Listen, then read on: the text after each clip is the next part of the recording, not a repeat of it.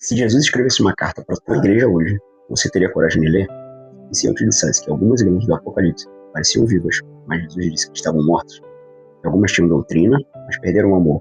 Que outras eram ricas, mas espiritualmente falidas. O mais assustador, essas cartas não foram escritas para o mundo, foram escritas para a igreja. Mas existe um detalhe, quase ninguém percebe ou fala. As 7 igrejas receberam cartas diferentes, mas todas ouviram a mesma voz. E essa voz continua confrontando a igreja até hoje. Hoje, você vai descobrir porque as 7 igrejas do Apocalipse continuam tão atuais. Seja bem-vindo ao Teologicamente Incorreto. Agora, chegamos ao coração do início do livro. As 7 igrejas. Não, elas não foram escolhidas por acaso ou aleatoriamente. Por que escreveu? Por causa dos problemas que as igrejas estavam vivendo. Perseguição, compromisso com o pecado, falso ensino, materialismo, frieza espiritual, entre outras coisas que estavam havendo naquele contexto cultural. E talvez você já tenha percebido, esses problemas continuam existindo. 2000 anos se passaram, mas o coração humano continua enfrentando as mesmas batalhas. Mas por que 7 igrejas? Afinal, existiam muitas outras igrejas naquela época. Jerusalém, Antioquia, Corinto, Colossos, Roma. Então por que apenas 7?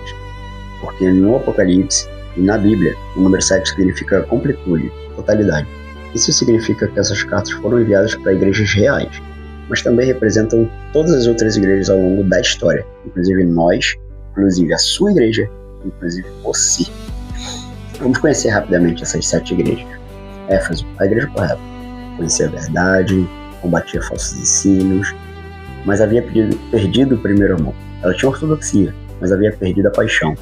A igreja perseguida, a igreja pobre aos olhos do reino, mas rica diante de Deus, sem repreensão, sem condenação, uma igreja que sofria, mas permanecia fiel. Pérgamo, uma igreja que vivia onde Satanás tinha seu trono, cercada por idolatria, pressão política, pressão religiosa, e começou a negociar sua fidelidade. Tiatira era uma igreja ativa, fazia muito serviço, cheia de obras, mas tolerava o pecado no meio da igreja. Então ela permitia o que deveria confrontar. Sardes era uma igreja famosa, conhecida, uma igreja estrelada, mas espiritualmente morta. Jesus disse: você tem nome que vive, mas está morto. Uma declaração assustadora, não é verdade? Agora, Filadélfia, uma igreja pequena, sem grande influência, pouco notada, mas aprovada por Cristo, fiel, sem repreensão, uma igreja que guardou a palavra. E Laodiceia, a igreja rica, confortável, autossuficiente, mas não percebia a sua verdadeira condição espiritual. Ela acreditava estar bem, mas Jesus viu algo completamente diferente. Agora, antes de continuarmos, quero fazer uma pergunta. Se Jesus escrevesse uma carta para você hoje, qual seria a primeira frase? Escreva sua resposta nos comentários. Eu quero ler cada uma delas. Agora, chegamos ao erro mais comum. Muitas pessoas leem essa carta pensando apenas em denominações, mas talvez Jesus esteja falando algo muito mais profundo. Talvez exista um pouco de Éfeso dentro de nós, conhecimento sem amor. Talvez exista um pouco de Sardes, aparência sem vida. Talvez exista um pouco de Laodiceia, conforto sem compromisso. Um pouco de Pérgamo, verdade misturada com algumas liberalidades, concessões. Tiatira, talvez estamos tolerando pecados. E por isso essas cartas são tão poderosas, porque elas não servem apenas para identificar as igrejas, mas identificar corações. Existe algo que é para ser repetidamente em todas as cartas. Quem tem ouvidos, ouça o que o Espírito diz às igrejas. Jesus não fala apenas para uma igreja, ele fala para todas as igrejas. E continua falando hoje.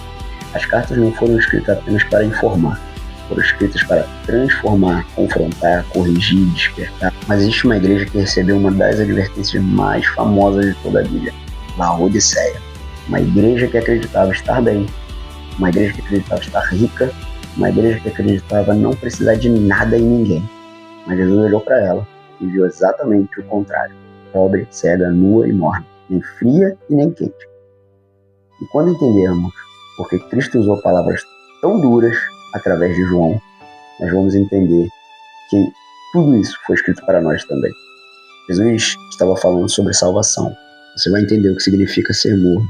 Jesus falava sobre apostasia. E por que a cidade de Laodiceia é a chave para responder essa passagem. Talvez a resposta não seja o que você sempre aprendeu, sempre ouviu dizer. Mas no próximo episódio vamos nos aprofundar na cidade de Laodiceia. E quando você descobrir o contexto histórico daquela cidade, esse texto nunca mais será o mesmo para você.